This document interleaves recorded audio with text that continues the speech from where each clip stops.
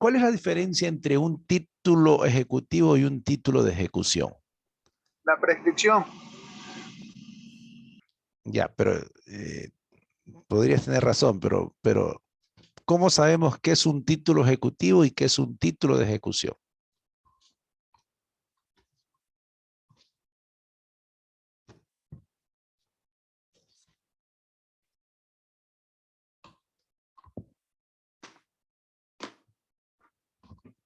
Parece un juego de palabras, ¿no? Pero si no entendemos esto, nos podríamos confundir. Miren que es una palabra parecida, pero también podría ser motivo de una pregunta capciosa, ¿no? En un examen. Le digo a ustedes, nómbrenme un título ejecutivo y les digo ahora un título de ejecución. ¿Cuál es la diferencia? ¿En qué artículos se encuentran contenidos en el COGEP, para hablar solamente del COGEP, los títulos ejecutivos?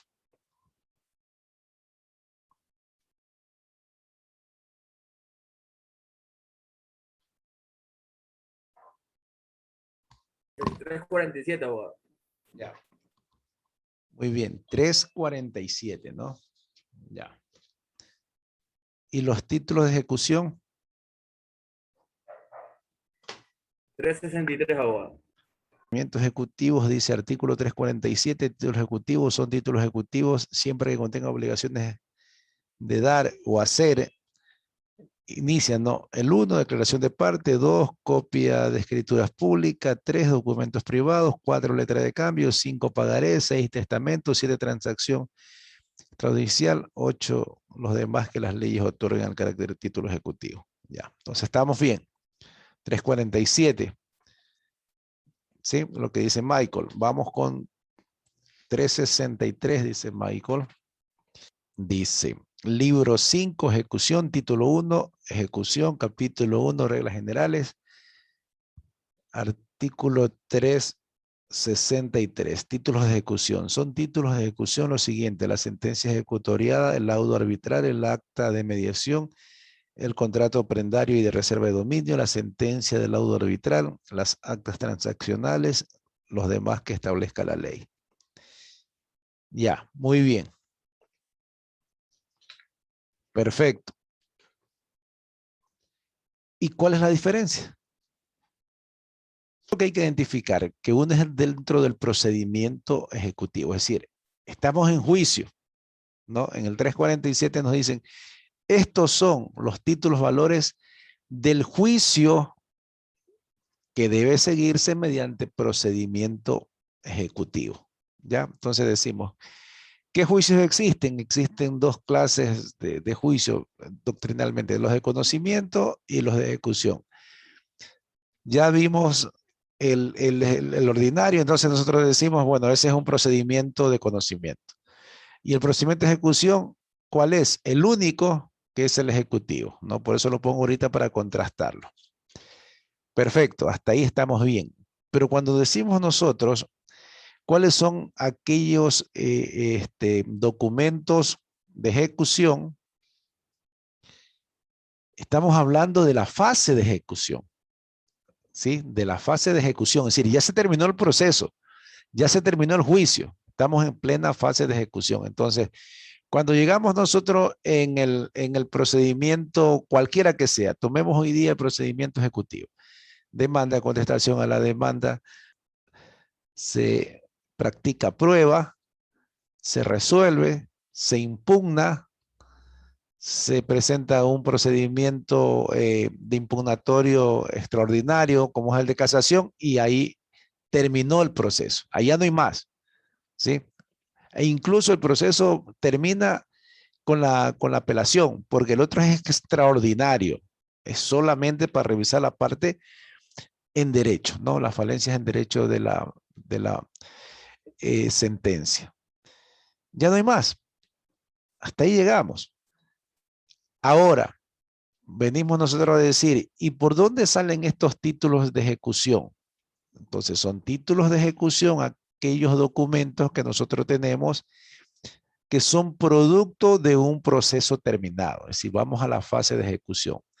Ahora, recuerden ustedes que hay diferentes maneras de terminar los procesos. Hay, no solamente se termina por sentencia y autointerlocutorio, sino que hay maneras alternativas, ¿no? Mediación, arbitraje, transacción. Pues nosotros le decimos al juez, señor juez, acuo de primer nivel, el día tal, fui sometido yo a la decisión de un árbitro en tal aspecto, ¿no? Entonces, de manera voluntaria concurrimos con tal persona y lo que dijo el árbitro fue lo siguiente. Ahora, hay dos clases de ejecución, la ejecución voluntaria y la ejecución forzosa. Si esa persona que es sentenciada o que se somete a un laudo arbitral o que suscribe un acta de mediación cumple de manera voluntaria, la ejecución no hay ningún problema, bueno, lógico. Pero si esa persona no cumple con lo que se ha, recuerden ustedes que incluso la mediación tiene fuerza de sentencia, no el acta de mediación, cumple con lo que se ha obligado dentro de esa sentencia, auto, laudo, lo que sea, transacción, entonces se inicia una fase que es la de ejecución forzosa. Entonces yo tengo que decirle al juez, señor juez, aquí hay una sentencia. Si es la sentencia, ante el mismo juez le digo, señor juez, su sentencia no ha sido cumplida, ¿no? Inicia la fase de ejecución. Entonces, ¿en base a qué? En base a que el 363 establece que son títulos de ejecución la sentencia, ¿sí? Ejecutoriada. ¿Ya? Entonces ya manejamos eso de la sentencia ejecutoriada, el término ejecutoriado, ¿no? Sí sabemos. ¿Cuándo una sentencia es ejecutoriada? Les pregunto. Ya está firme. Ah, está en firme, ¿no es cierto? Cuando ya esté en firme. Sí, perfecto. Cuando ya esté en firme, cuando no tenemos nosotros otro recurso más que presentar. Es decir, ya se va, en ese momento se ha agotado toda alternativa de impugnación, entonces ya está en firme. Perfecto, ya. Entonces vamos a regresar, solamente quería eso dejar establecido para que ustedes se ubiquen porque posiblemente les vaya a hacer una clase de preguntas de eso y ustedes deben Abogado, identificar también bien, sería ¿no? cuando se cumple con la obligación, ¿no? ¿Cómo? No entiendo. Andreita, explíqueme bien.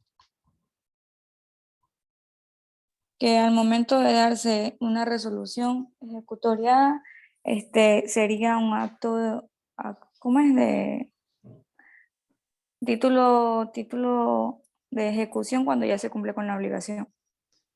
Es que, a ver, como que no me entendiste bien al inicio. A ver, hay dos clases de ejecución, la voluntaria y la forzada o forzosa, ¿sí? Vuelvo a repetir, si ya se cumple con la obligación, ya no vamos a hacer nada, pues ya hasta ahí estamos en paz. Si le mandan a Michael a pagar 30,000 más intereses, él va y dice, aquí está el dinero, solucionado, me liberé de esa obligación y recuerden ustedes siempre la definición de lo que es la jurisdicción, ¿no? El juez conoce, resuelve y hace cumplir lo resuelto.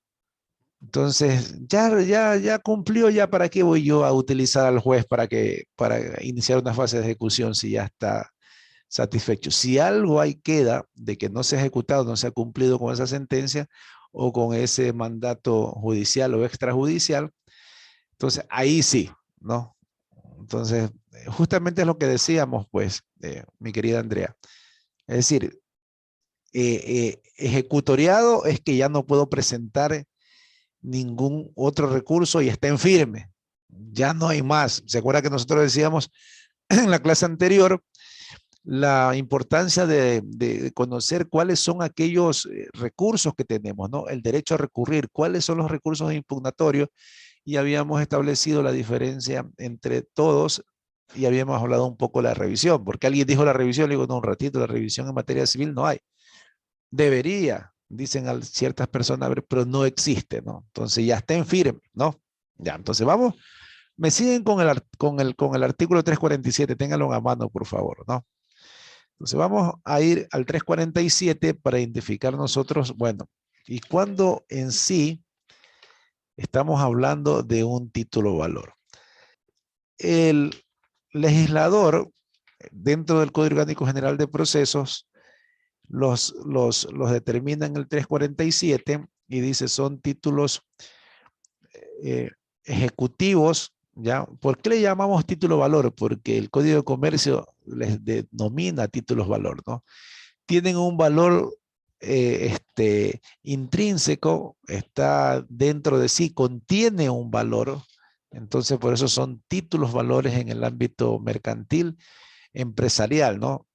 Acá se le llama títulos ejecutivos, pero son los mismos, ¿no? Entonces, cuando el legislador le da valor o le designa a este documento, ¿no? Le reconoce su calidad de título ejecutivo, entonces estamos hablando de que ya no se discute, como dijo Michael muy bien, no se discute si vamos a conocer un derecho, vamos a reconocer, e incluso aquí no hay un hecho que tampoco conocer, ¿no? Dice la doctrina, yo no tengo por qué estarle a un juez explicando el motivo de yo ser el tenedor de un documento ejecutivo. ¿Para qué?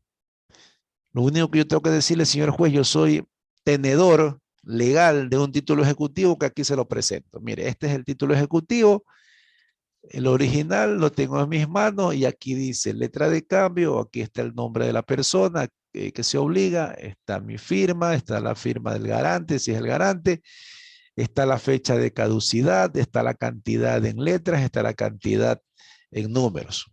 Pregunto a ustedes para que se vayan despertando un poquito. ¿Cuál es la salida jurídica que le damos a una letra de cambio? Para hablar de una letra de cambio solamente que la estamos tomando como referencia en ejemplo. Si tiene diferencia entre su cantidad en números con la cantidad en letras, ¿qué pasaría? ¿No? Valdrá la que tenga el número, vos, nomás. Vale lo que dice la letra. Para mí vale lo que dice la letra. A ver, Cristina. Entonces, Michael dice en número. Cristina Yamilé dice en letras. A ver, ¿quién más opina? Será válida por la cantidad menor, ¿no? Tito David, por la cantidad menor, ya. Tito David Merchan, no, ya. A ver, presidente, usted también está anotando a los que participan, ¿no? A ver, otra. ¿Quién más se le ocurre otra salida? Bueno, queda para consulta. Consulten, consulten. Así es como nosotros con esta clase de preguntas y ejercicios es que más entendemos las cosas, porque eso no se nos olvida nunca, ¿no? Ejecutivo, la primera, ¿qué sería la declaración de parte hecha con juramento ante un juzgador competente? Dice. A ver. ¿Cómo sería esto? ¿Cómo yo presento en juicio una declaración de parte hecha con juramento ante un juzgador competente? Porque esto tiene fuerza obligatoria, estamos hablando de las obligaciones, ¿no? Pero como título ejecutivo. ¿Por qué razón creen ustedes? Ya deben haber visto esto, estamos recordando nomás, ¿no? ¿De dónde sacaste eso de confesión judicial? ¿Por qué razón hablaste de la confesión judicial? Que me llama la atención. A ver. Porque cuando uno, o sea, prácticamente está como declarando, no sé, se me viene la idea que como que da una confesión. Ya. Pero, a ver, yo declaro que soy soltero. ¿Sí? ¿Será ese un título de valor?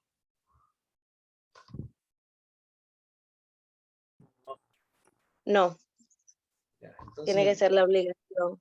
Ya, completemos la idea. ¿Por qué? Porque tiene que tener una obligación de dar o de hacer algo.